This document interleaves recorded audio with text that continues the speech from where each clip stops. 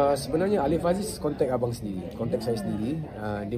Dia telefon saya sendiri. So dia cakap, abang, I know you can do it. You are orang cakap tu ni gift daripada Allah.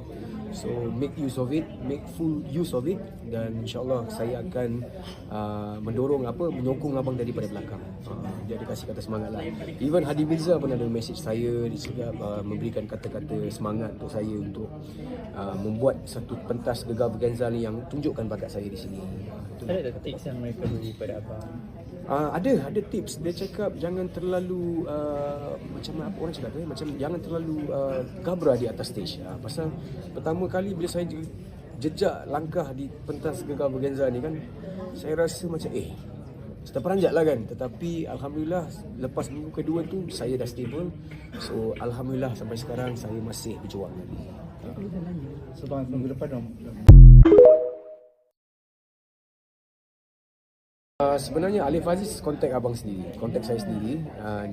Dia telefon saya sendiri. So dia cakap, abang, I know you can do it. You are orang cakap tu ni gift daripada Allah. So make use of it, make full use of it, dan insyaAllah saya akan menyokong abang daripada belakang. Dia ada kasih kata semangat lah. Even Hadi Mirza pun ada message saya. Dia cakap memberikan kata-kata semangat untuk saya untuk membuat satu pentas Gegar Berganza ni yang tunjukkan bakat saya di sini. Ada tips yang mereka beri pada abang? Ada tips. Dia cakap jangan terlalu macam apa orang cakap tu, macam jangan terlalu gabra di atas stage. Pasal pertama kali bila saya jejak langkah di pentas Gegar Berganza ni kan, saya rasa macam terperanjat lah kan. Tetapi Alhamdulillah lepas minggu kedua tu saya dah stable.